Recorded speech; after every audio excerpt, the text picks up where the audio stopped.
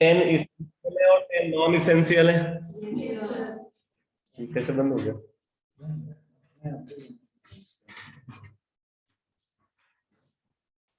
10 essential है और 10 non essential है। और फिर उसके बाद मैंने बताया था कि अगर हम एमिनो एसिड्स को उनके नेचर के बेसिस पे क्लासिफाई करें तो 3 कैटेगरी ऑब्जर्व होती है, acidic amino acid, basic amino acid and neutral amino acid. तो एसिडिक एमिनो एसिड 2 है, बेसिक एमिनो एसिड 2 है और न्यूट्रल एमिनो एसिड 16 है। ठीक है। और फिर उसके बाद मैंने बताया था कि सल्फर कंटेनिंग एमिनो एसिड्स कितने हैं? 2। ठीक है। Amino acids containing OH group, amino acids containing aromatic ring 4। ठीक है। तो अब ये सारी बात जो है आपको पता होनी चाहिए। उसके बाद फिर मैंने बताया था एमिनो एसिड्स की क्या क्या कैरेक्टरिस्टिक होती है। एनसीईआरटी में आपने देखा कि इनका ये सॉल्युबल होते हैं वाटर में और इनका मेल्टिंग पॉइंट हाई होता है। ठीक है। और कैरेक्टरिस्टिक में एक वो ज्विटर आयनिक स्ट्रक्चर वाली बात जो मैंने बताया था कि एक पर्टिकुलर पीएच पे ये ज्विटर आयनिक स्ट्रक्चर को एक्वायर करते हैं, उस पीएच को आइसोइलेक्ट्रिक पॉइंट बोलते हैं। ठीक है। आइसोइलेक्ट्रिक पॉइंट अगर हम एसिडिक एमिनो एसिड के लिए कंसिडर करें तो क्या होता है isoelectric point? Acidic amino acid के केस में आइसोइलेक्ट्रिक पॉइंट क्या होता है? pKa1 plus pKa2 by 2, pKa1 plus pKa2 by 2। Neutral amino acid के लिए भी यही होता है। बेसिक एमिनो एसिड के लिए क्या होता है? pKa2 plus pKa3 by 2। ठीक है। तो इस पे आपको न्यूमेरिकल्स मिलेंगे कॉम्पिटिटिव एग्जाम में, पास्ट में भी पूछे गए हैं, इंपॉर्टेंट है ये। अब इसके बाद आगे बढ़ते हैं।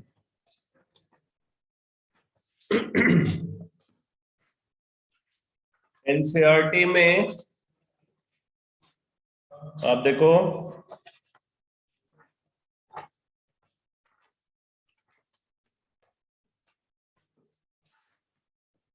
एक बार ये जो स्ट्रक्चर ऑफ प्रोटीन से ऊपर वाला जो पैराग्राफ है, इस पैराग्राफ को देखो।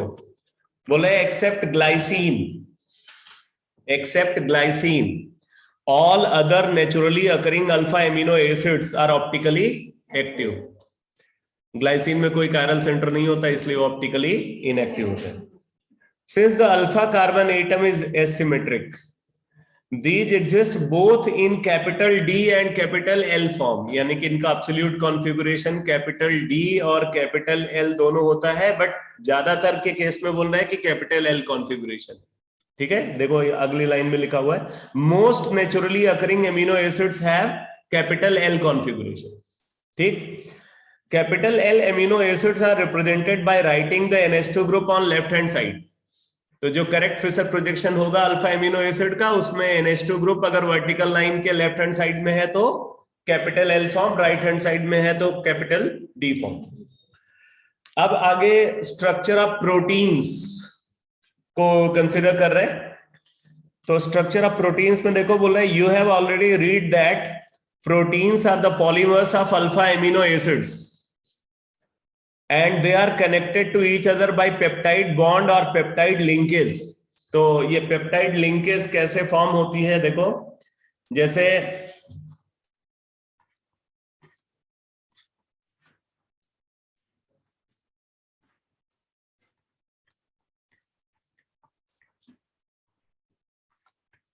एक का हमने COOH को कंसिडर किया, एक अल्फा एमिनो एसिड का COOH और दूसरे अल्फा एमिनो एसिड का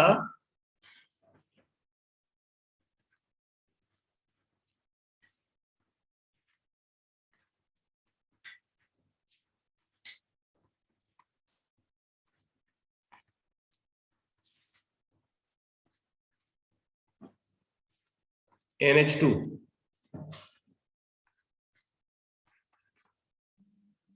तो अब क्या होता है, यहां से OH और यहां से H, ये रिमूव हो गया।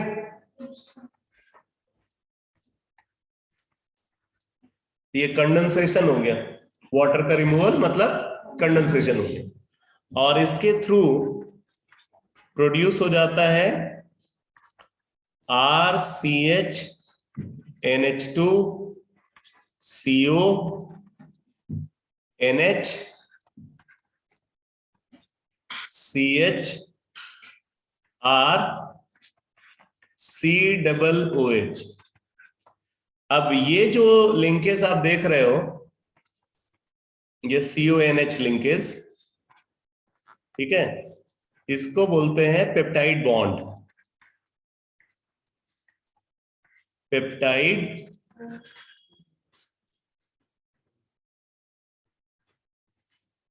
क्या हो रहा है भाई?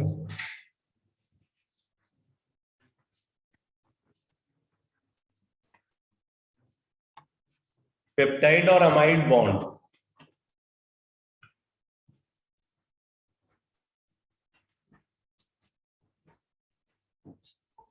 क्या हो रहा है बार बार?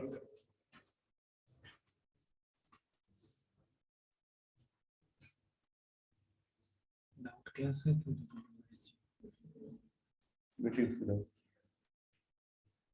हमें लग रहा है कि ये नेट प्रॉब्लम है, इंटरनेट प्रॉब्लम है।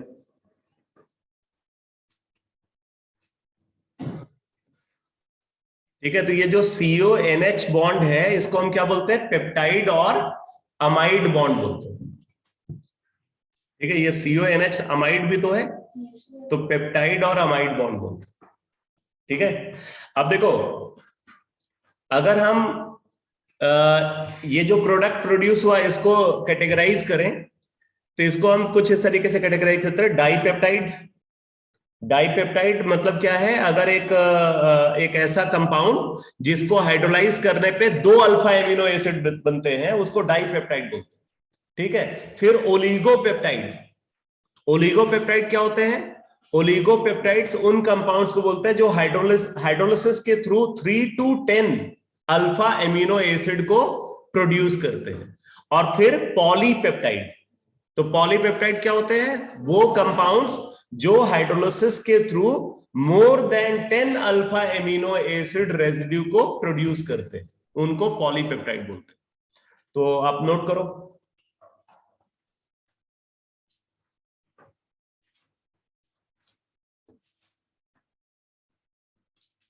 लिखो डाइपेप्टाइड, हेडिंग नोट करो, डाइपेप्टाइड।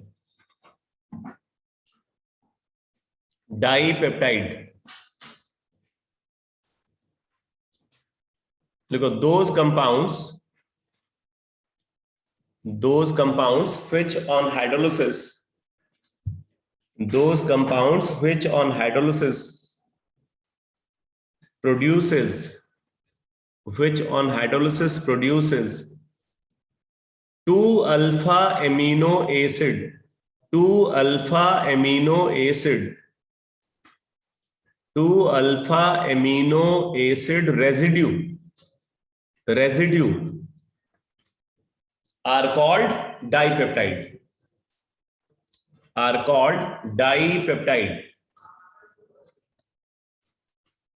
फिर आप लिखो next heading, oligopeptide.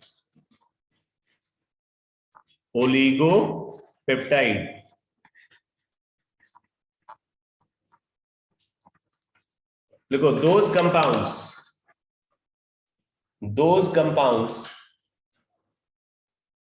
which on hydrolysis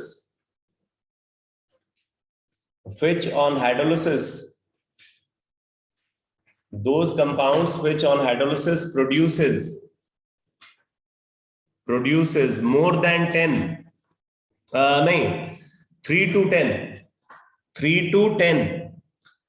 alpha amino acids, 3 to 10 alpha amino acids are called oligopeptide,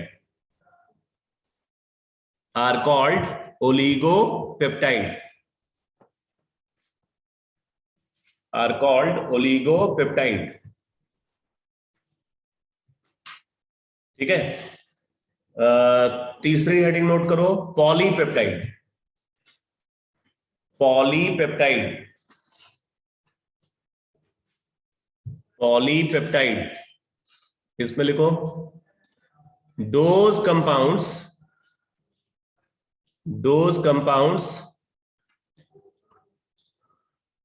which on hydrolysis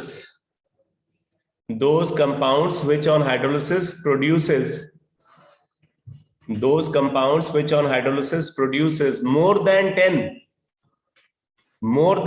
alpha amino acid residue, more than 10 alpha amino acid residue are called polypeptide,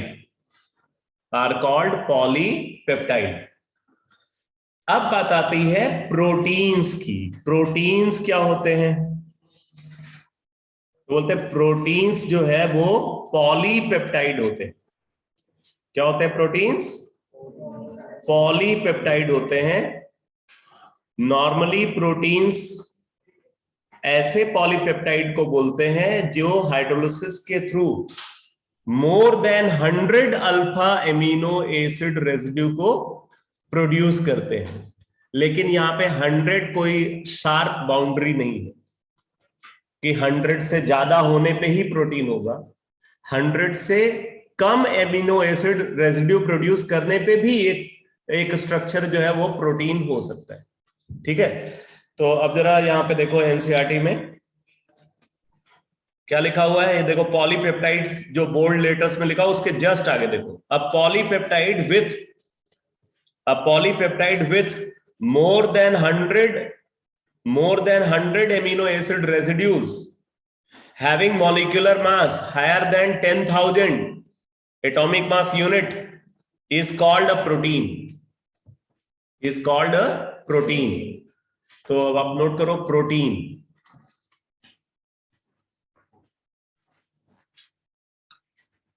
protein. इसमें लिखो a polypeptide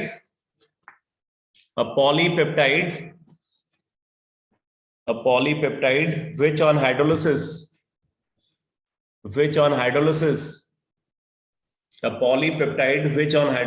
produces more than 100 alpha amino acid residues, more than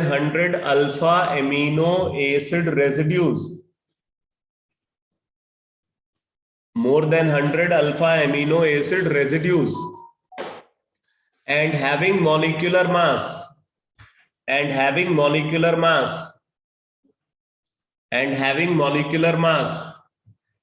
greater than 10,000, ठीक है, greater than 10,000 atomic mass unit or unified mass, greater than 10,000 atomic mass unit or unified mass are called proteins,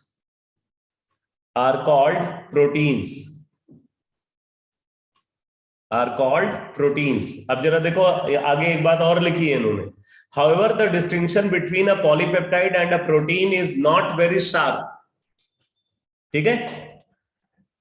Polypeptides with fewer amino acids are likely to be called proteins if they ordinarily have a well-defined conformation of a protein, such as insulin, which contain 51 amino acids, ठीक है।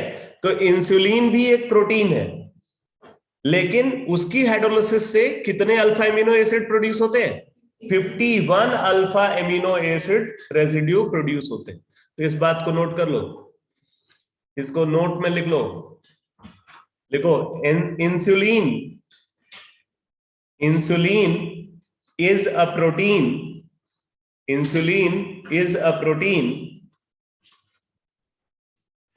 which on hydrolysis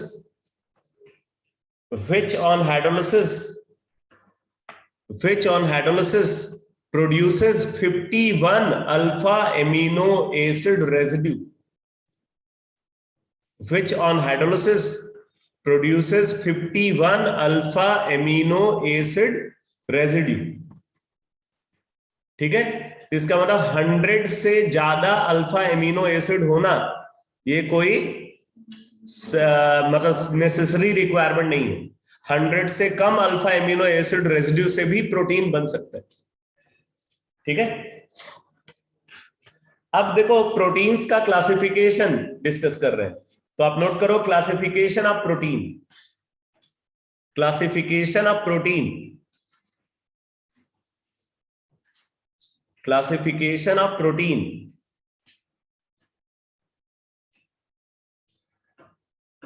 तो protein को दो category में divide करते हैं, तो लिख लो they are classified into 2 categories, they are classified into 2 categories. Number one fibrous protein, fibrous protein, fibrous protein, and number 2 globular proteins, globular proteins, fibrous protein and globular protein। तो ये दो classification है protein के। अब देखो इनमें difference क्या है, फिब्रस प्रोटीन और ग्लोबुलर प्रोटीन में क्या डिफरेंस है, तो एक कंपैरेटिव स्टडी के फॉर्म में आप दोनों की एनालिसिस एक साथ करते हैं। तो लिखो comparative study between fibrous and globular protein, comparative study between fibrous and globular protein, comparative study between fibrous and globular protein।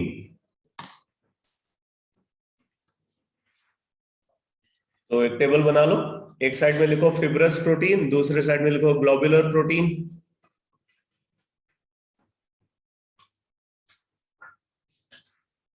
Fibrous protein left side में, राइट साइड में globular protein.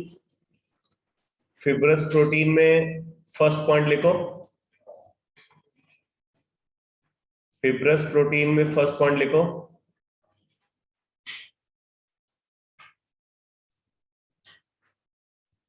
when the polypeptide chain, when the polypeptide chain, when the polypeptide chain run parallel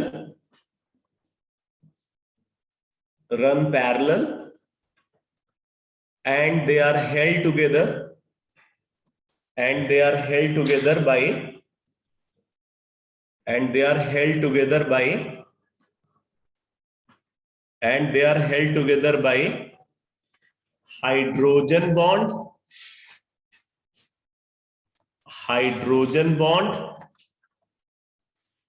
or disulfide bond, hydrogen bond और disulphide bond, ठीक है। Disulphide bond का मतलब क्या है,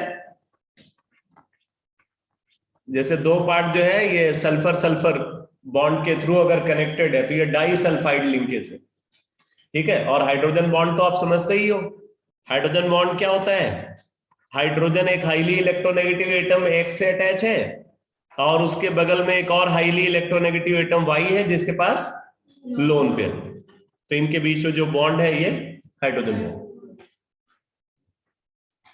hydrogen bond and disulphide bond. then fiber like structure, then fiber like structure, then fiber like structure is obtained, then fiber like structure is obtained। ये fibrous protein में है कि फिब्रस प्रोटीन में क्या होता है कि जो चेन है, पॉलीपेप्टाइड चेन है, पॉलीपेप्टाइड चेन वो पैरेलल में प्रोसीड करती है और वो पॉलीपेप्टाइड चेन आपस में किससे कनेक्टेड होती है, हाइड्रोजन बॉन्डिंग के थ्रू या डाइसल्फाइड लिंकेज के थ्रू, और इस तरीके से एक फाइबर लाइक स्ट्रक्चर का फॉर्मेशन होता है। अब आप ग्लोबुलर प्रोटीन में लिखो, ग्लोबुलर प्रोटीन में लिखो this structure results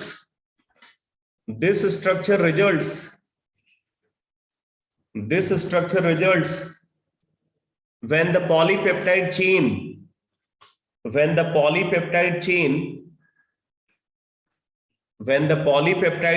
coil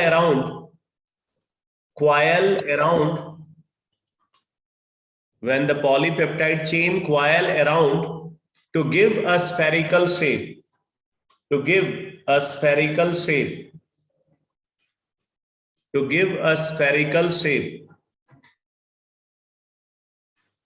ठीक है। सेकंड पॉइंट लिखो, फिब्रस प्रोटीन में सेकंड पॉइंट लिखो, they are insoluble in water. Globular protein में लिखो, they are soluble in water.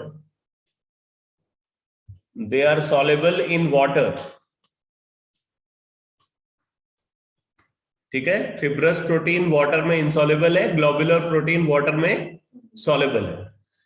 बाकी ये दोनों जो फिब्रस प्रोटीन और ग्लोबुलर प्रोटीन होते हैं, ये प्रोटीन का टर्सरी स्ट्रक्चर को एक्वायर करते हैं। अभी आप प्रोटीन के स्ट्रक्चर्स देखोगे तो 4 अलग अलग लेवल के स्ट्रक्चर होते हैं, primary structure, secondary structure, tertiary structure and quaternary structure. तो ये जो दोनों फॉर्म है ये टर्सरी स्ट्रक्चर को एक्वायर करते हैं। ठीक है, एग्जाम्पल लिख लो। फिब्रस प्रोटीन में लिख लो किरेटिन जो हेयर में प्रेजेंट होता है, वूल में प्रेजेंट होता है, सिल्क में प्रेजेंट होता है। और दूसरा एग्जांपल लिखो मायोसिन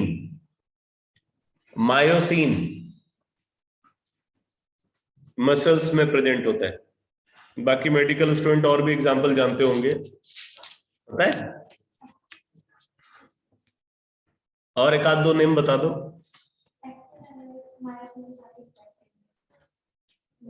किसमें होता है? अच्छा,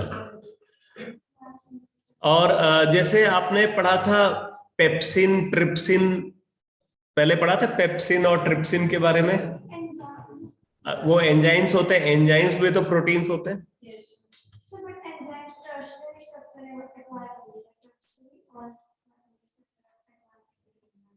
ये भी तो टर्सरी स्ट्रक्चर को एक्वायर करते हैं।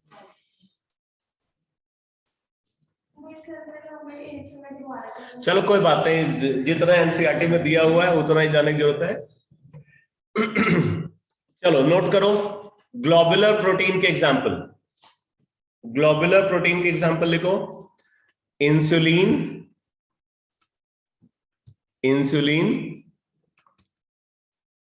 और एल्ब्यूमिन, ALBUMIN,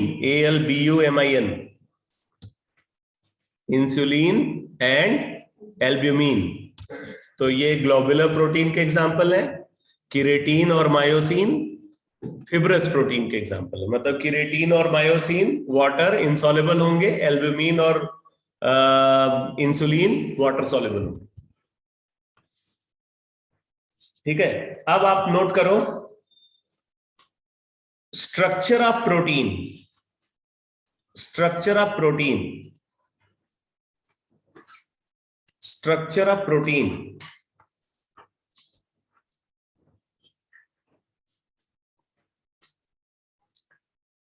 लिखो प्रोटीन हैव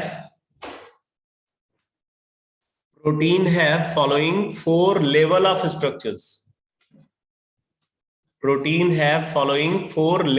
structures। ठीक है, 4 अलग अलग लेवल के स्ट्रक्चर जो है प्रोटीन एक्वायर करते हैं। अब आप जैसे जैसे हायर लेवल पे जाओगे स्ट्रक्चर और कॉम्प्लिकेटेड होता जाता है। मतलब primary structure means simple structure, ठीक है। Secondary structure more complex than primary, tertiary structure is more complex than secondary, and quaternary structure most complex form. ठीक है, अब अगर आपको प्रोटीन के स्ट्रक्चर को समझना है, ठीक है, तो इसको आप एक सिंप्लीफाइड तरीके से समझ सकते हो। पहले मैं आपको एक सिंप्लीफाइड तरीके से एक्सप्लेन कर देता हूं। जैसे मैंने बताया कि नेचर में 20 अल्फा एमिनो एसिड्स ऑब्जर्व होते हैं। Naturally occurring alpha amino acids कितने हैं? 20। मतलब सारे प्रोटीन्स उन्हीं 20 naturally occurring alpha amino acid से बने। ठीक है, आप इसको ऐसे समझ सकते हो कि जैसे मान लेते हैं कि भाई नेचर में 20 डिफरेंट टाइप के फ्लावर्स, ठीक है, 20 अलग अलग टाइप के फ्लावर नेचर में मिलते हैं, बस 20 ही वैरायटी है। ठीक है, तो 20 डिफरेंट टाइप के फ्लावर्स है, एज्यूम कर रहे हैं, वैरायटी तो पता नहीं कितनी होगी, हम अपनी तरफ से एज्यूम कर रहे हैं। अब इन फ्लावर्स को यूज करके हमें डेकोरेशन करना है। ठीक है, अब अगर उसको डेकोरेट करना है तो डेकोरेट करने के लिए हम क्या करेंगे? सबसे पहले उन फ्लावर्स से गार्लैंड बनाएंगे। ठीक है, अब फ्लावर्स से हमें गार्लैंड बनानी है तो क्या करेंगे भाई? थ्रेड ले लिया, थ्रेड यहां पे पेप्टाइड बॉन्ड है, यहां पे थ्रेड क्या है? Peptide bond. ठीक है, थ्रेड ले लिया, और फ्लावर्स को कैसे अरेंज करना है उसका कोई रिस्ट्रिक्शन नहीं, आपको फ्री हैंड मिला हुआ है, आप जैसे चाहो वैसे अरेंज करो। ठीक है, एडजेसेंट फ्लावर्स सेम वैरायटी के भी हो सकते हैं, डिफरेंट वैरायटी के भी हो सकते हैं। ठीक है, उनका कुछ भी पैटर्न आप फॉलो कर सकते हो। तो उन पैटर्न को फॉलो करते हुए पहले आपने एक लीनियर गार्लैंड बना ली। ठीक है, मतलब उसमें थ्रेड के अंदर फ्लावर्स को आप अरेंज करते चले गए, बस वही 20 वैरायटी के फ्लावर्स हैं, वही अरेंज करने। ठीक है, तो अरेंज करें। अब जरूरी नहीं है कि उस गार्लैंड के अंदर सारी वैरायटी कवर हो, ऐसे बहुत सारी बातें हैं। ठीक है, बट आपके पास अवेलेबल फ्लावर्स वही 20 है। ठीक है, तो सबसे पहले आपने क्या किया? एक लीनियर गार्लैंड फॉर्म कर ली। तो वो लीनियर गार्लैंड जो आपने फॉर्म की वो प्राइमरी स्ट्रक्चर। ठीक है, फिर आपने क्या किया? आपने एक फ्लेक्सिबल मेटालिक वायर लिया। ठीक है, एक फ्लेक्सिबल मेटालिक वायर है, अब उस मेटालिक वायर के ऊपर उस गार्लैंड की इक्वालिंग कर दी, उसी को ऐसे घुमा दिया, थोड़ा और अच्छा लगने लगा। ठीक है, तो अब ये जो स्ट्रक्चर बना ये क्या है? Secondary structure. अभी उसमें मत जाओ, क्या बन गया? सेकेंडरी स्ट्रक्चर बन गया। क्लियर? हमने सेकेंडरी स्ट्रक्चर बना दिया। फिर क्या? वो जो मेटालिक वायर है वो फ्लेक्सिबल है, उस पे कॉइलिंग करने के बाद फिर हम उसको इधर उधर फोल्ड कर रहे हैं, क्योंकि वो फ्लेक्सिबल है ना, तो उसको इधर उधर मोड़ा जा सकता है। तो उसको फोल्ड करके हमने एक और शेप दे दिया उसको, तो वो क्या बन गया? Tertiary structure. ठीक है, फिर हमने दो टर्सरी स्ट्रक्चर, एक टर्सरी स्ट्रक्चर इस तरीके से बना, एक टर्सरी स्ट्रक्चर और बना, उनकी ग्रुपिंग कर दी, क्या बन गया? Quaternary structure. इस तरीके से 4 अलग अलग लेवल के स्ट्रक्चर यहां पे एग्जिस्ट करते हैं। यानी कि ये समझ लेना कि अगर आप एक क्वाटरनरी स्ट्रक्चर की अनक्वाइलिंग करोगे, एक क्वाटरनरी स्ट्रक्चर को अगर आप सिंप्लीफाई करोगे, तो सिंप्लीफिकेशन के बाद आपको मोर देन 1 प्राइमरी स्ट्रक्चर मिलेंगे। कितने प्राइमरी स्ट्रक्चर मिलेंगे? मोर देन 1 प्राइमरी स्ट्रक्चर मिलेंगे। लेकिन अगर आप किसी टर्सरी या सेकेंडरी स्ट्रक्चर की अनक्वाइलिंग करते हो तो हमेशा सिंगल प्राइमरी स्ट्रक्चर मिलेगा। समझा? ये याद रखना है। अगर आप किसी क्वाटरनरी स्ट्रक्चर को आप अनक्वाइल करते हो तो more than 1 primary structure produce होता है, बट टर्सरी या सेकेंडरी स्ट्रक्चर को अगर आप अनक्वाइल करते हो तो हमेशा सिंगल प्राइमरी स्ट्रक्चर बनता है।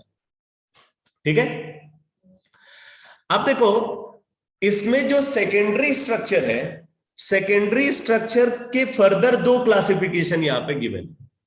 आप एनसीईआरटी में देखोगे तो सेकेंडरी स्ट्रक्चर के फर्दर 2 क्लासिफिकेशन गिवन है। एक अल्फा हेलिकल स्ट्रक्चर है और दूसरा बीटा प्लीटेड शीट स्ट्रक्चर। ठीक है, तो एक बार पहले एनसीईआरटी से इसको पढ़ लेते हैं, मैंने ओवरव्यू तो आपको दे दिया है, फिर उसके बाद मैं अल्फा हेलिकल स्ट्रक्चर और बीटा प्लीटेड शीट स्ट्रक्चर का डिटेल बता देता हूं कुछ स्पेशल इंफॉर्मेशन के साथ। देखो यहां पे बोला है कि structure and shape of proteins can be studied at 4 different levels, that is primary, secondary, tertiary and quaternary. each level being more complex than the previous one. Number one, primary structure of proteins. तो बोले proteins may have one or more polypeptide chains. Each polypeptide in a protein has amino acids linked with each other in a specific sequence, and it is this sequence of amino acids that is said to be the primary structure of that protein. अब यहाँ पे important ये है कि अगर आप वो amino acid का सीक्वेंस को बदल दोगे ना तो नया प्रोटीन बन जाएगा. एमिनो एसिड का जो सीक्वेंस है ना, उस सीक्वेंस में कोई भी चेंज करते हो तो उससे क्या होगा, एक नया प्रोटीन फॉर्म हो जाएगा. ठीक है, जिसकी कैरेक्टरिस्टिक पहले वाले प्रोटीन से इंटायरली डिफरेंट होगी. ठीक है. बोले any change in this primary structure that is the sequence of amino acids creates a different protein. तो ये तो हो गया प्राइमरी स्ट्रक्चर. ठीक.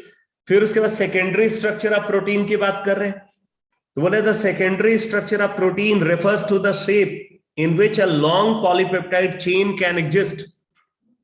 जो ये पॉलीपेप्टाइड चेन है वो जिस शेप में एग्जिस्ट करती है उसको सेकेंडरी स्ट्रक्चर बोलते हैं. अब वो हेलिकल स्ट्रक्चर है या प्लीटेड शीट स्ट्रक्चर है, तो इस तरीके से दो सेकेंडरी स्ट्रक्चर ऑब्जर्व होते हैं. They are found to exist in two different types of structures with alpha helix and beta pleated sheet structure. These structures arise due to the regular folding of the backbone of the polypeptide chain due to hydrogen bonding between carbonyl and NH group of the peptide bond. फिर आगे बोल रहा है कि alpha helix is one of the most common ways in which a polypeptide chain forms all possible hydrogen bonds by twisting into a right-handed screw with the NH group of each amino acid residue hydrogen bonded to the carbonyl group of an adjacent turn of the helix as shown. तो अब जैसे आप यहां पे देख रहे हो कि ये जो हेलिकल स्ट्रक्चर है, ये हेलिकल स्ट्रक्चर ये कुछ इस तरीके से एग्जिस्ट कर रहा है.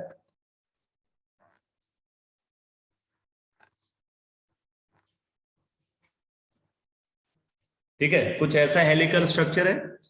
अब इसमें बोल रहे हैं कि जैसे यहां पे कार्बोनिल ग्रुप है, यहां पे कार्बोनिल ग्रुप है, ऊपर वाले टर्न का कार्बोनिल ग्रुप, और इसी तरीके से नीचे वाले टर्न का NH,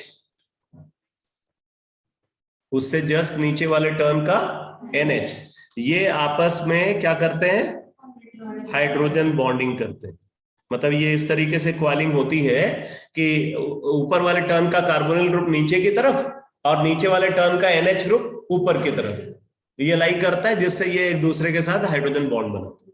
तो जितनी भी पेप्टाइड लिंकेज है, हर पेप्टाइड लिंकेज का कार्बोनिल और NH ग्रुप हाइड्रोजन बॉन्डेड होता है. ठीक है.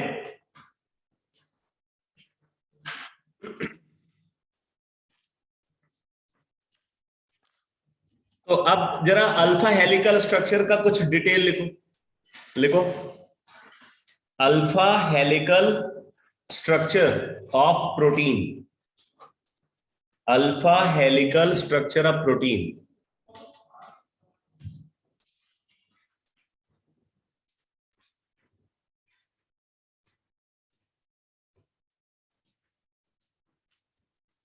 Alpha helical structure of protein. इसमें फर्स्ट पॉइंट लिखो, it is the secondary structure of protein. It is the secondary structure of protein.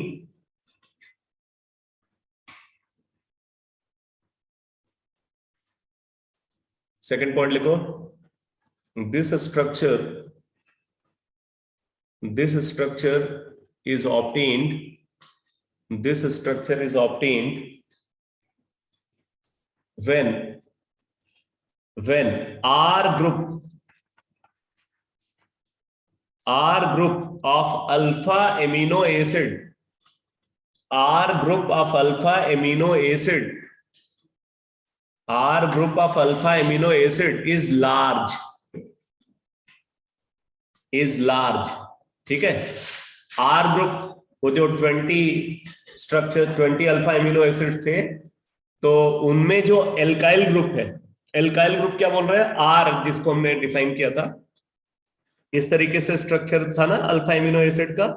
यहाँ पे schedule H group, H, NH2 और R। ये R का मतलब जरूरी नहीं है कि एल्काइल हो, कुछ भी हो सकता है, ठीक है। तो अगर ये R ग्रुप बल्की है, अगर R ग्रुप बड़े साइज का है, तो उसकी वजह से जो सेकेंडरी स्ट्रक्चर फॉर्म होगा वो अल्फा हेलिकल स्ट्रक्चर।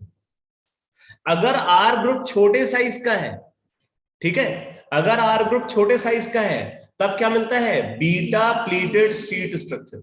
ये बेसिक डिफरेंस है, इस बात को ध्यान रखना है, ठीक है। जब R ग्रुप लार्ज होता है तो अल्फा हेलिकल स्ट्रक्चर, और जब R ग्रुप स्मॉल होता है तो बीटा प्लीटेड शीट स्ट्रक्चर का फॉर्मेशन होता है। नेक्स्ट पॉइंट लिखो, नेक्स्ट पॉइंट लिखो, लिखो, it is a right handed, it is a right-handed screw, yeah, it is a right-handed helix, it is a right-handed helix with the NH group, with the NH group, with the NH group of each peptide bond, each peptide bond is hydrogen bonded, is hydrogen bonded with the carbonyl group, with the carbonyl group of peptide bond, with the carbonyl group of the peptide bond belonging to next turn, belonging to next turn, ठीक है। Next turn मतलब जैसे एक helix को हमने, एक helix हमने consider किया, उसके ऊपर दूसरा हेलिक्स है, तो नेक्स्ट टर्न का जो कार्बोनिल ग्रुप है और नीचे वाले टर्न का NH ग्रुप, वो आपस में हाइड्रोजन बॉन्डेड होते हैं। नेक्स्ट पॉइंट लिखो, लिखो, each turn off the helix, each turn off the helix, each turn of the helix approximately, each turn of the helix approximately possess 3.6 amino acid residue, amino acid residue। अगर एक turn को हम क्या करें, hydrolyse करें, ठीक है, एक टर्न को अगर हम हाइड्रोलाइज करते हैं, अल्फा हेलिक्स का एक टर्न को हाइड्रोलाइज करते हैं, तो approximately 3.6 amino acid residue produce होता है। इसका मतलब 10 टर्न को अगर हम हाइड्रोलाइज कर दे तो 36 एमिनो एसिड प्रोड्यूस होता है। अगर अल्फा हेलिकल स्ट्रक्चर के 10 टर्न्स को हाइड्रोलाइज कर दिया जाए तो कितने एमिनो एसिड प्रोड्यूस होंगे, 36 एमिनो एसिड रेजिड्यू प्रोड्यूस होगा। ये पॉइंट क्लियर हुआ? ठीक है, नेक्स्ट पॉइंट लिखो, नेक्स्ट पॉइंट लिखो, the repeat distance, the repeat distance, that is pitch, the repeat distance, that is pitch of alpha helix, of alpha helix is 5.4 angstrom, 5.4 angstrom। अब जैसे देखो ये रिपीट डिस्टेंस को कैसे डिफाइन करें, जैसे देखो ये पॉइंट है, ठीक है, और ये पॉइंट है, इनके बीच का डिस्टेंस ये कितना है, 5.4 एंगस्ट्रॉम, यही इसका पिच है। क्लियर? अगर यहां से लेकर के यहां तक का जो पॉलीपेप्टाइड चेन है, इसको हाइड्रोलाइज किया जाए तो कितने एमिनो एसिड प्रोड्यूस होंगे, 3.6। ये समझ में आ गया? तो ये अल्फा हेलिकल स्ट्रक्चर की एनालिसिस है। अब आप लिखो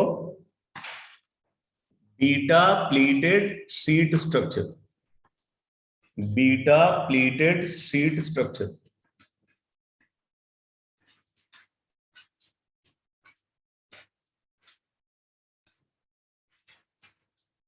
बीटा प्लीटेड शीट स्ट्रक्चर, इसमें लिखो it is another secondary structure of protein, it is another secondary structure of protein, it is another secondary structure of protein। दूसरा पॉइंट लिखो this structure is observed, this structure is observed when R group of alpha amino acid is small, when R group of alpha amino acid is small।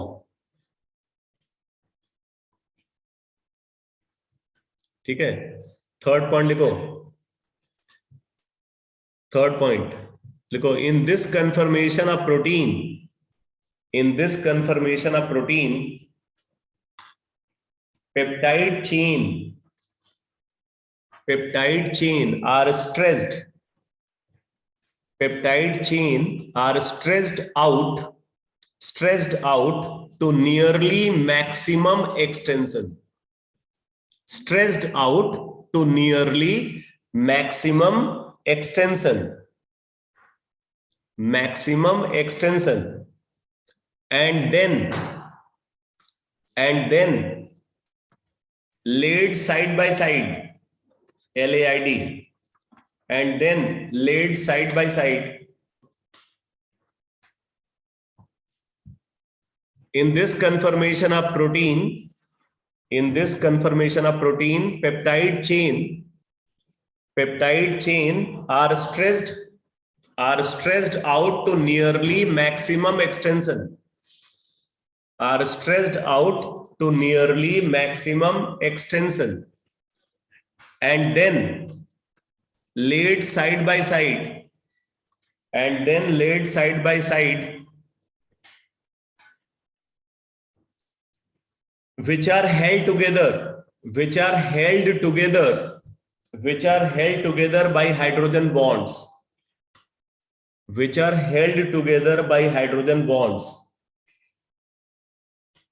which are held together by hydrogen bonds। अब जैसे देखो जो alpha helical structure है, alpha helical structure तो spring like structure है, अगर इसी spring को खींच दिया जाए, ठीक है, मतलब इतना खींच दे कि ऑलमोस्ट वो फुली स्ट्रेस्ड हो जाए, ठीक है, तो लगभग वो सिचुएशन होती है किसमें, बीटा प्लीटेड शीट स्ट्रक्चर में।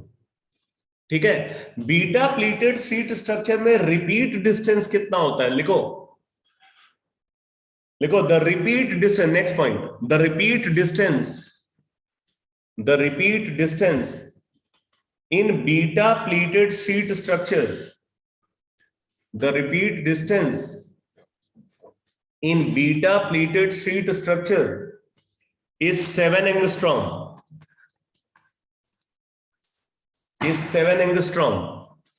however in fully stressed polypeptide chain,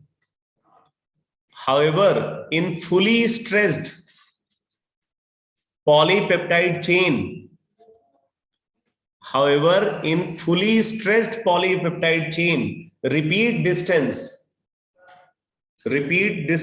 is equal to 7.2 angstrom।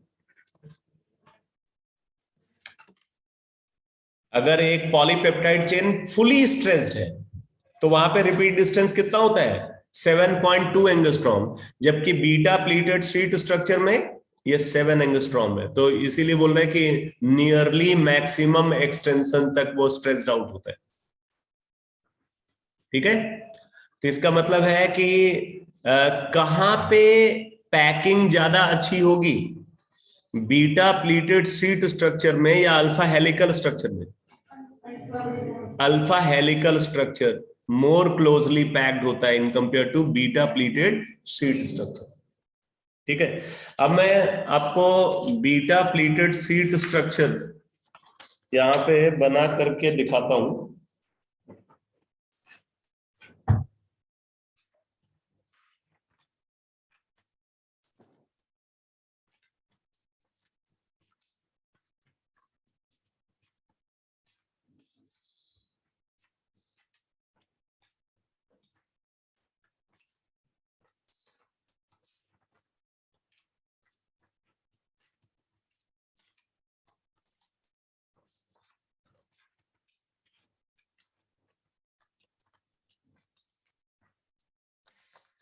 अब ये पेज फटा हुआ है।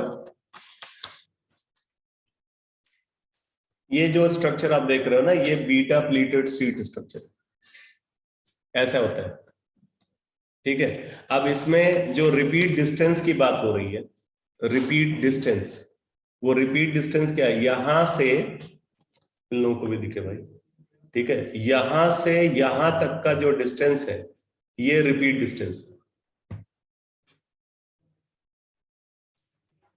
अभी विजिबल है?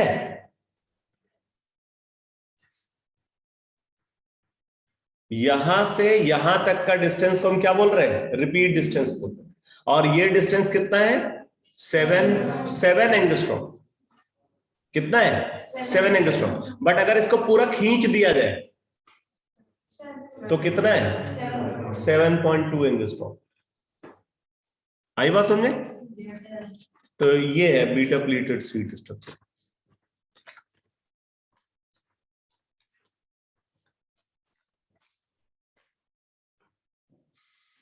तो भाई प्रोटीन्स के स्ट्रक्चर की एनालिसिस हो गई। अब देखो एक और कंसेप्ट यहाँ पे एनसीईआरटी में गिवन है, डीनेचुरेशन ऑफ प्रोटीन्स। इस पे इसकी जो है, इसको डिफाइन करने के लिए अक्सर बोर्ड एग्जाम में पूछा जाता था कि what is denaturation of protein. Subjective paper में एक मार्क्स का क्वेश्चन पूछा जाता है। तो डीनेचुरेशन ऑफ प्रोटीन क्या है? देखो, बोला protein found in a biological system with a unique 3-dimensional structure and biological activity is called a native protein. एक बार फिर से, protein found in a biological system with a unique 3-dimensional structure and biological activity is called a native protein. तो उसकी जो biological activity है उसको native protein बोलते हैं. When a protein in its native form is subjected to physical change, एक protein जो native form में है उस पे हमने कुछ फिजिकल चेंजेस की, ठीक है, like change in temperature, temperature change कर दिया, और chemical change like change in pH, उसके अंदर थोड़ा एसिड ऐड कर दिया, ठीक है, तो उसका पीएच चेंज हो गया। Change in pH, the hydrogen bonds are disturb, तो उससे क्या होता है? प्रोटीन के अंदर जो हाइड्रोजन बॉन्ड प्रेजेंट है वो डिस्टर्ब हो जाता है। Due to this globules unfold, तो उसकी वजह से जो प्रोटीन के ग्लोब्यूल्स हैं वो अनफोल्ड होने लगते हैं, ठीक है, unfold, and helix get uncoiled, and helix get uncoiled, and protein loses its biological activity. तो ऐसे सिचुएशन में प्रोटीन अपनी बायोलॉजिकल एक्टिविटी को लूज कर जाता है। This is called denaturation of protein. इस फिनोमेना को क्या बोलते हैं? Denaturation of protein. जैसे मिल्क के अंदर जब आप सिट्रिक एसिड डालते हो तो क्या होता है? डीनेचुरेशन हो जाता है, ठीक है, पनीर बन जाती है। गर्म दूध हो तो पनीर बन जाती है, और ठंडा दूध हो तो कर्ड बन जाएगी,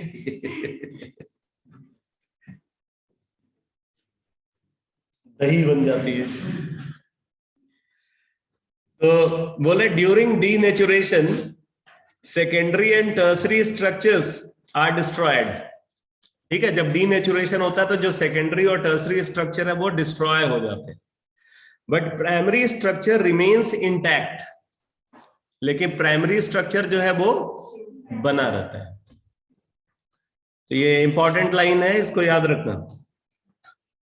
The coagulation of egg white on boiling is a common example of denaturation. ठीक है, जब एग को बॉयल करते हैं तो वो जो व्हाइट कलर जो है वो फॉर्म होता है, वो मतलब जो है एक तरीके से डीनेचुरेशन ही है, एग का denaturation. Another example is curdling of milk. Milk से कर्ड का फॉर्मेशन, ये भी क्या है, डीनेचुरेशन है, which is caused due to the formation of lactic acid by the bacteria present in milk.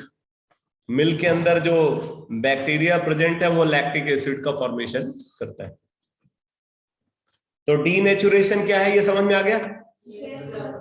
Denaturation में क्या होता है, प्रोटीन का जो सेकेंडरी और टर्सरी स्ट्रक्चर है वो डिस्ट्रॉय हो जाता है, सिर्फ प्राइमरी स्ट्रक्चर बचता है. अब इसके बाद देखो, एंजाइम्स को डिस्कस किया है. वैसे एंजाइम्स के बारे में आप पहले ही पढ़ चुके हैं सरफेस केमिस्ट्री में, है कि नहीं? थोड़ा फास्ट मैनर में एक बार रीडिंग लगा लेते हैं, कोई नई बात मिलेगी तो नोट कर लेंगे भाई. तो बोला life is possible due to the coordination of various chemical reactions in living organisms.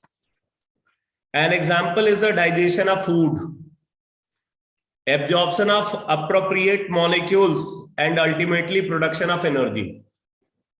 This process involves a sequence of reactions, and all these reactions occur in the body under very mild conditions. This occurs with the help of certain biocatalysts called enzymes. The enzymes biological catalyst होते हैं. Almost all the enzymes are globular proteins. बहुत important है. All enzymes are globular proteins. इसका मतलब कि pepsin और trypsin क्या है? आई बात समझ में? All enzymes are globular proteins. इसलिए pepsin and trypsin are globular proteins. तो बोले almost all the enzymes are globular proteins. Enzymes are very specific for a particular reaction and for a particular substrate. एक substrate के लिए एक ही enzyme suitable होता है. They are generally named after the compound or class of compounds upon which they work. For example, the enzyme that catalyses hydrolysis of maltose into glucose is named as maltase. Sometimes enzymes are also named after the reaction where they are used. For example, the enzymes which catalyze the oxidation of one substrate with simultaneous reduction of another substrate are named as oxidoreductase enzymes. Oxidoreductase enzymes मतलब वो enzymes जो simultaneously oxidation और reduction दोनों कराते हैं, एक का oxidation और दूसरे का रिडक्शन, तो वो ऑक्साइडो रिडक्टेज एंजाइम्स हैं. जैसे अगर हम एल्कोहल का बायोलॉजिकल ऑक्सीडेशन कराएं, एल्कोहल का बायोलॉजिकल ऑक्सीडेशन कराएं और कार्बोनिल कंपाउंड का बायोलॉजिकल रिडक्शन कराएं, तो वहां पे यूज करते हैं NAD एंड NADH, निकोटिनामाइड. क्या होता है full form? Nicotinamide, adenosine triphosphate होता है, डाइहाइड्राइड, NADH, निकोटिनामाइड, एडिनोसिन हाइड्राइड है या डाइहाइड्राइड है, मुझे भी कंफ्यूजन. डाइहाइड्राइड है, डाई. मैं NADH की बात कर रहा हूं. एक NADH होता है, एक NADPH होता है. ठीक है, अब जो भी है समझ, डाइहाइड्राइड ही होगा. हाँ ठीक है, डाइहाइड्राइड. तो अगर NADH है तो NADH क्या करता है? H देखा तो मतलब समझ लो वो रिड्यूसिंग एजेंट है. अगर H आपको दिखा तो क्या है? रिड्यूसिंग एजेंट है. और अगर H नहीं है तो वो क्या है? Oxidising agent. जैसे एल्कोहल है, एल्कोहल को NAD से ट्रीट किया तो वो क्या करेगा? एल्कोहल को ऑक्सीडाइज करके कार्बोनिल फंक्शनल ग्रुप में कन्वर्ट कर देगा. और अगर कार्बोनिल फंक्शनल ग्रुप है उसको NaDH के साथ ट्रीट किया तो वो उसको रिड्यूस करके अल्कोहल बना देता। ठीक है, बाकी मैकेनिज्म ऑफ एंजाइम एक्शन अब ये सब तो पता ही है। एक बार जरा ये एक्टिवेशन एनर्जी वैल्यू को देख लेना भाई, ये इंपॉर्टेंट है, ऐसे इस पे क्वेश्चन पूछा जा सकता है। बोल रहे हैं enzymes are needed only in small quantities for the progress of a reaction similar to the action of chemical catalysts. Enzymes are said to reduce the magnitude of activation energy. तो ये activation energy को reduce कर देते हैं, इसी तरह activation energy को reduce करके ये रिएक्शन को फास्ट बना देते हैं। For example activation energy for acid hydrolysis of sucrose is 6.22 kilojoule पर मोल। अब देखो सुक्रोज की एसिड हाइड्रोलिसिस करा रहे हैं तो एक्टिवेशन एनर्जी कितनी है 6.22 किलोजूल पर मोल, while the activation energy is only 2.15 kilojoule per mole when hydrolyzed with the by the enzyme sucrase। अगर सुक्रेज एंजाइम की प्रेजेंस में इसकी हाइड्रोलिसिस कराते हैं तो एक्टिवेशन एनर्जी कितनी है 2.15 किलोजूल पर मोल। तो इसका मतलब कि एंजाइम की प्रेजेंस में ये रिएक्शन बहुत फास्ट होगी। ठीक है, mechanism for the enzyme action has been studied in unit 5, surface chemistry की बात कर रहे हैं। अब इसके बाद देखो विटामिन्स का डिस्कशन है। ये सब थोड़ा फास्ट मैनर में प्रोसीड करेंगे, मुझे न्यूक्लिक एसिड को डिटेल में डिस्कस करना है। ठीक है, न्यूक्लिक एसिड का डिटेल चाहिए, बाकी विटामिन्स तो केबीसी में भी पूछा जाता है। ठीक है, तो ये तो जनरल नॉलेज बेस्ड इंफॉर्मेशन है, उसकी भी तैयारी कर सकते हो। तो देखो बोल रहा है कि it has been observed that certain organic compounds are required in small amounts in our diet, but their deficiency causes specific diseases. These compounds are called vitamins. Most of the vitamins cannot be synthesized in our body. ज्यादातर vitamins body के अंदर synthesize नहीं होते, but plants can synthesize almost all of them. So they are considered as essential food factors. क्योंकि इनकी external demand होती है, इसलिए ये क्या है इसेंशियल फूड फैक्टर्स। ये डाइटरी सप्लीमेंट के फॉर्म में हमें मिलेंगे। However the bacteria of the gut can produce some of the vitamins required by अस।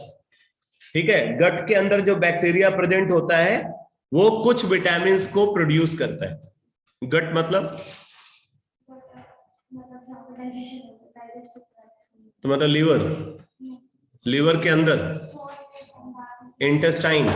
अच्छा, मतलब बायोलॉजी अपनी बहुत अच्छी है ना। तो बोल रहा है कि however the bacteria of the gut can produce some of the vitamins required by us. All the vitamins are generally available in our diet. Different vitamins belongs to various chemical classes and it is difficult to define them on the basis of structure. They are generally regarded as, ये vitamins की definition। ठीक है, क्या है definition? Organic compounds required in the diet in small amounts to perform specific biological functions for normal maintenance of optimum growth and health of the organism। देखो कितनी जबरदस्त definition है। ठीक है, तो ये विटामिन्स की डिफिनीशन है। ऑप्टिमम ग्रोथ की बात कर रहे हैं। ठीक है, ऑप्टिमम ग्रोथ मतलब बैलेंस ग्रोथ होनी चाहिए। आप देखो आगे बोल रहे हैं कि vitamins are designated by alphabets ABCD et cetera. अब इसका मतलब नहीं कि जेड तक चले जाओ। ठीक है, ABCDEFGH IJKLM। तो बोले कि some of them are further named as sub groups. इनमें से कुछ विटामिन है जिनके सब ग्रुप्स भी हैं, जैसे विटामिन बी के कई सारे सब ग्रुप्स हैं। For example B1, B2, B6, B12, etc. Excess of vitamins is also harmful and vitamin pills should not be taken without the advice of doctor. देखो ये आपको एडवाइस भी मिल रही है, ठीक है, मनमानी जो है विटामिन पिल्स आपको नहीं खानी है। अब देखो विटामिन टर्म आया कहां से, ठीक है, बोले द टर्म विटामाइन, क्या vitamin, the term vitamin was coined from the word vital plus amine, vital plus amine, since the earlier identified compounds had amino groups. जो विटामिन्स इनिशियली डिस्कवर किए गए उसमें अमाइन ग्रुप की presence देखी गई, ठीक है, इसलिए इनको क्या बोला गया, वाइटल अमाइन यानी कि विटामाइन। बाद में यह देखा गया कि सारे विटामिन्स में NH2 ग्रुप प्रेजेंट नहीं होता है, इसलिए लास्ट का ई हटा दिया गया और वो विटामिन हो गया, विटामाइन क्या हो गया, विटामिन हो गया।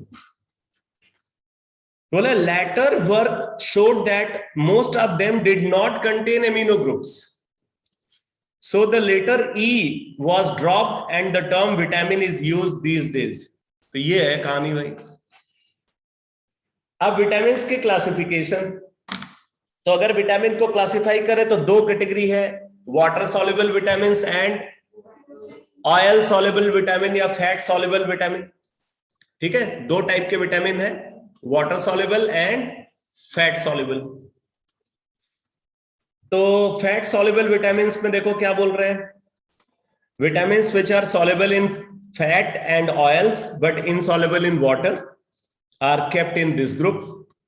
These are vitamins A, D, E and K. अब ये बहुत इंपॉर्टेंट है भाई, इनमें से कौन सा विटामिन फैट सॉल्युबल है, कौन सा विटामिन वाटर सॉल्युबल है, तो वो क्लासिफिकेशन आपको पता होना चाहिए। तो vitamin A, vitamin D, vitamin E and vitamin K, ये क्या है, fat soluble vitamin. They are stored in liver and adipose, ठीक है, they are stored in liver and adipose. Adipose क्या है, फैट स्टोरिंग टिश्यू। अब देखो वाटर सॉल्युबल विटामिन्स, तो बोले B group vitamins and vitamin C, vitamin B और vitamin C, B group के विटामिन्स और सी विटामिन जो है ये सॉल्युबल होता है वाटर में, so they are group together. Water soluble vitamins must be supplied regularly in diet, ठीक है, इनकी हमें रेगुलर डिमांड होती है because they are readily excreted in urine and can not be stored in our body. इसको छोड़ करके, vitamin B12 को छोड़कर, विटामिन B12 ये वाटर सॉल्युबल विटामिन है लेकिन ये बॉडी के अंदर स्टोर होता है, ठीक है, बाकी जो वाटर सॉल्युबल विटामिन हैं उनकी हमें रेगुलर डिमांड होती है। Some important vitamins, their sources and diseases caused by their deficiency are listed in table 14.3. अब ये तो आपको सब इंपॉर्टेंट ही है, पढ़ना ही पड़ेगा, आपको पढ़ना पड़ेगा, बचपन से तो पढ़ते चले आ रहे है कि नहीं, कि इस विटामिन की कमी से ये वाली डेफिशिएंसी हो जाती है, इस विटामिन की कमी से ये डिजीज हो जाती है, ये विटामिन इस सोर्स से मिलता है, ये विटामिन इस सोर्स से मिलता है। अब उसी को पूरा समराइज कर दिया है, पढ़ जाना भाई हिम्मत करके, ठीक है, केबीसी में पूछा जाएगा। अब देखो लास्ट डिस्कशन इस चैप्टर का, न्यूक्लिक एसिड्स।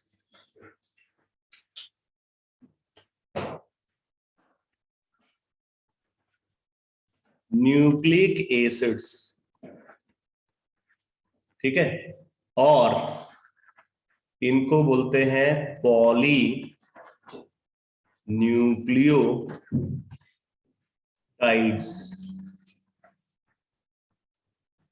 क्या बोलते हैं, पॉली न्यूक्लियोटाइड्स और न्यूक्लिक एसिड्स, ठीक है।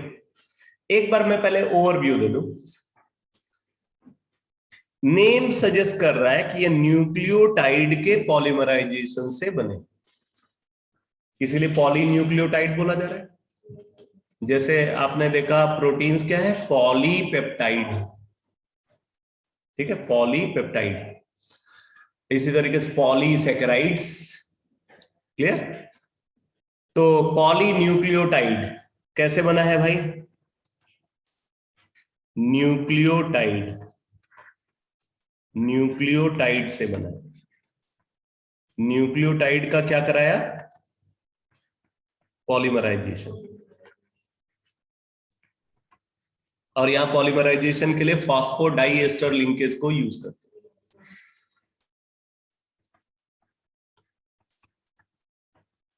ठीक, अब देखो न्यूक्लियोटाइड को अगर कंसीडर करें तो न्यूक्लियोटाइड कैसे बनता है, न्यूक्लियोटाइड बनता है न्यूक्लियोसाइड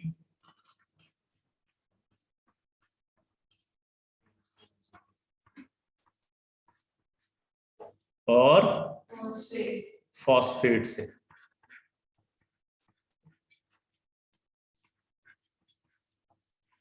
ठीक है, न्यूक्लियोटाइड न्यूक्लियोसाइड और फॉस्फेट से मिलकर के बनता है।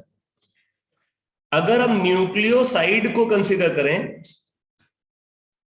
ये एरो जो है सीधी करो भाई, हमें ऊपर की तरफ जाना है।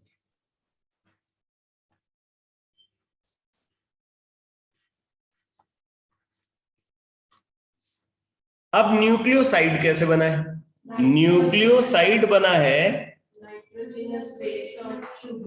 बहुत बढ़िया बहुत बढ़िया, ठीक है, पेंटोज शुगर,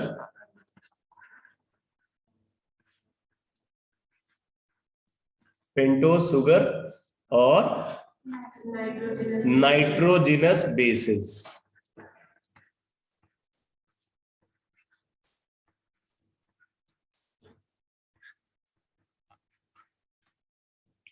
ठीक है, अब पेंटोज शुगर को अगर कंसीडर करें तो दो टाइप के पेंटोज शुगर को कंसीडर करते हैं यहां पे।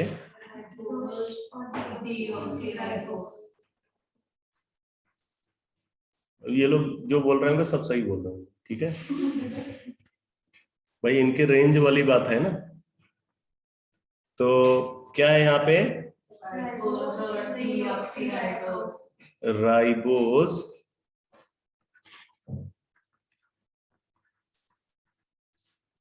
एंड 2-डीऑक्सी-राइबोज, केमिस्ट्री वाली बात है ना, 2-डीऑक्सी-राइबोज। ये जो राइबोज होता है ये प्रेजेंट होता है इन आरएनए। अब ये नाम तो सुना होगा, ये आरएनए में होता है। और ये 2-डीऑक्सी-राइबोज कहां प्रेजेंट होता है, in DNA.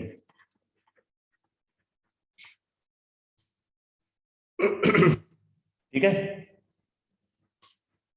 Daily news analysis DNA. तो 2-डीऑक्सी-राइबोज जो है वो डीएनए में होता है और राइबोज कहां होता है, आरएनए में। अब देखो अगर हम नाइट्रोजिनस बेसेस की बात करें तो नाइट्रोजिनस बेसेस कितने हैं, 5। कितने हैं, 5 नाइट्रोजिनस बेसेस है भाई। कौन कौन से, एडेनिन, यहां से अपने को यही गिनती आती है ना, एडेनिन, गुआनिन, नहीं सीक्वेंस अपने नहीं बदलते भाई, एडेनिन, गुआनिन,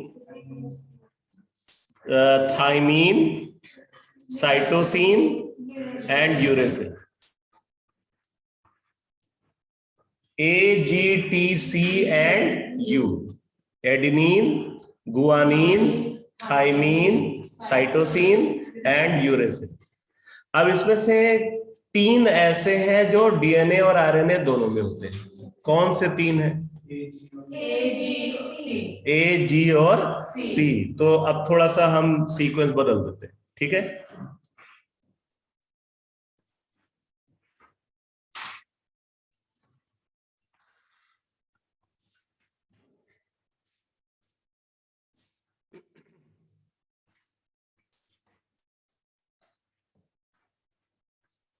AgCtu, क्लियर? तो ये कहां पे प्रेजेंट है भाई?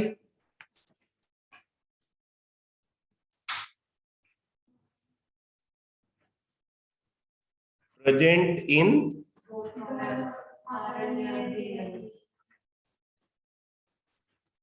DNA एंड RNA बोथ, ठीक है, दोनों में होते हैं ये जो होता है यूरेसिल कहां होता है? RNA में होता है, ये इन RNA ओनली, और ये वाला होता है इन DNA ओनली।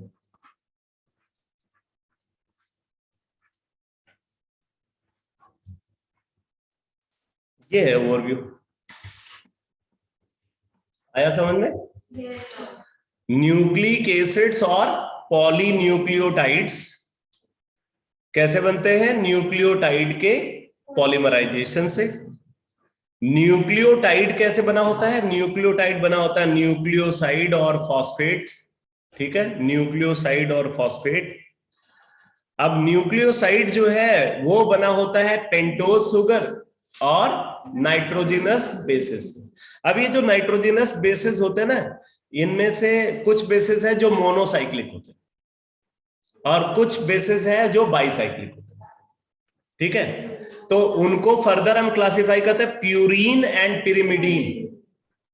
क्या बोलते हैं? Purine bases and pyrimidine bases, ठीक है, purine bases and pyrimidine bases. तो प्यूरीन बेस में किसको कंसीडर किया जाता है?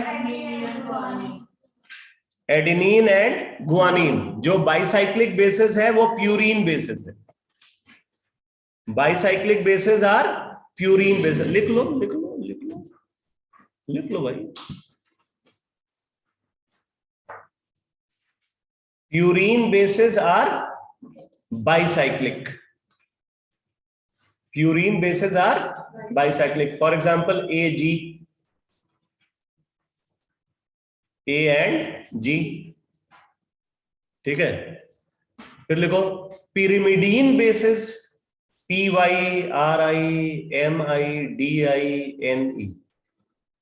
Pyrimidine, PYRIMIDINE। pyrimidine bases are monocyclic. Pyrimidine bases are monocyclic. For example, CT and U. CT and U, ठीक है। तो ये जो प्यूरीन बेसिस होते हैं ना, प्यूरीन बेसिस, ये पिरिमिडीन बेसिस के साथ हाइड्रोजन बॉन्डिंग करते हैं। कहां पे? इन DNA। कौन किसके साथ? प्यूरीन बेस किसके साथ? पिरिमिडीन बेस के साथ हाइड्रोजन बॉन्डिंग करता है। एक फिक्स्ड सीक्वेंस होता है, ठीक है। एडिनिन जो है वो किससे हाइड्रोजन बॉन्डेड होता है? आप स्ट्रक्चर देखो, एडिनिन जो है वो थाइमीन से हमेशा हाइड्रोजन बॉन्डिंग करता है, और इनके बीच में पेयर ऑफ हाइड्रोजन बॉन्ड बनता है, 2 हाइड्रोजन बॉन्ड बनता है। ये भी बहुत इंपॉर्टेंट है। एडिनिन थाइमीन के बीच में 2 हाइड्रोजन बॉन्ड बनता है, और गुआनिन और साइटोसिन के बीच में 3 हाइड्रोजन बॉन्ड बनता है। Adenine is hydrogen bonded with thymine. Guanine is hydrogen bonded with cytosine. ठीक है, एडेनिन और थाइमीन के बीच में डबल हाइड्रोजन बॉन्ड होता है, और गुआनिन और साइटोसिन के बीच में ट्रिपल हाइड्रोजन बॉन्ड होता है। ये सब काम की इंफॉर्मेशन है, इस सब पे क्वेश्चन पूछा जा सकता है।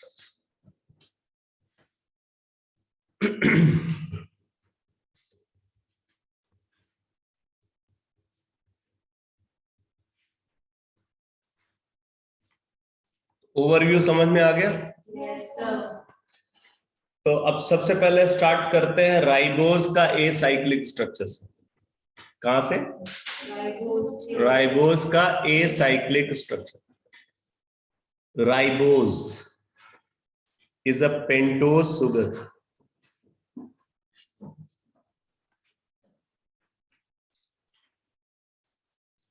कुछ केमिस्ट्री वाली बात बता देता हूं, बायो वाली बात खुद समझ लेना। ये है राइबोज, बहुत आसान है, सारे OH राइट हैंड साइड। सारे OH क्या है? ये डी राइबोज है।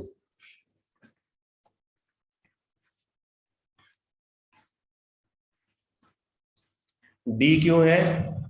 बॉटम मोस्ट कायरल सेंटर का OH राइट हैंड साइड है, इसलिए डी राइबोज है। अब देखो ये तो डी राइबोज है, अब D2 डीऑक्सीराइबोज, D2 डीऑक्सीराइबोज वो कैसे होगा भाई?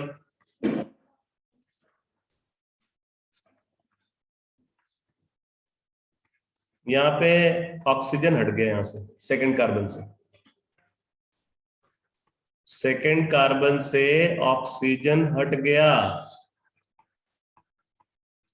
तो ये क्या हो गया? D2 deoxyribose.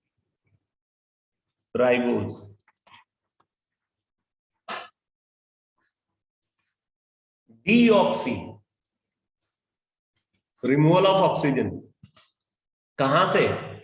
सेकंड कार्बन से, D2 डीऑक्सीराइबोज।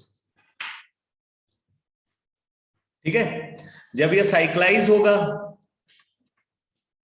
तो ये जो C4OH है, ठीक है, C4OH ये अटैक करता है। अब C4OH जब अटैक करेगा तो यहां पे अल्फा और बीटा एनोमर फॉर्म होंगे, अल्फा और बीटा। अब इसमें से यहां पे यूज किसको करते हैं भाई? बीटा को, OH ऊपर। ठीक है, तो अब देखो इसका स्ट्रक्चर कैसा होगा।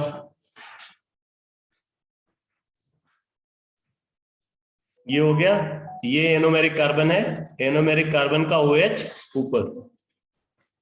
ठीक है, एनोमेरिक कार्बन का OH ऊपर, बाकी सबका OH नीचे।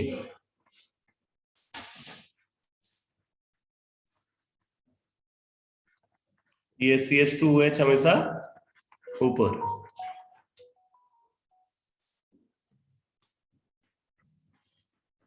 ये है अल्फा नहीं बीटा, बीटा डी राइबोज।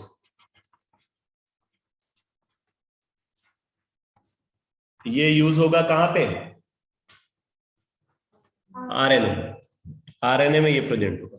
और अगर डीएनए की बात करें तो डीएनए में ये जो सेकंड कार्बन है, सेकंड कार्बन ये हो गया first, second, third, fourth, fifth, बस यहां से OH हटा के यहां 2 H आ जाएंगे, HH,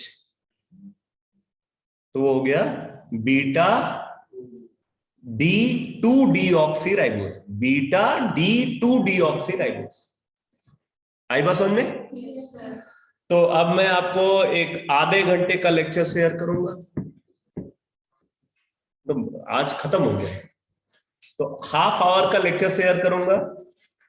वो हाफ आवर के लेक्चर में पूरी स्ट्रक्चरल एनालिसिस आपको मिलेगी, प्लस एक इंफॉर्मेशन और मिलेगी, चारगॉप्स रूल।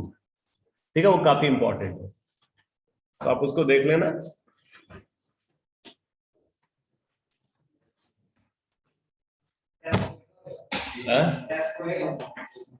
एकदम होना चाहिए। एल्कोहल का दोगे टेस्ट? पी ब्लॉक का पहले दो। पी ब्लॉक ग्रुप 16, थोड़े बहुत क्वेश्चन ग्रुप 15 के भी होंगे। ठीक है, संडे को नहीं बेटा, बीच में होगा, वेडनेसडे शायद होगा। Thank you sir. ओके बेटा, थैंक यू सर।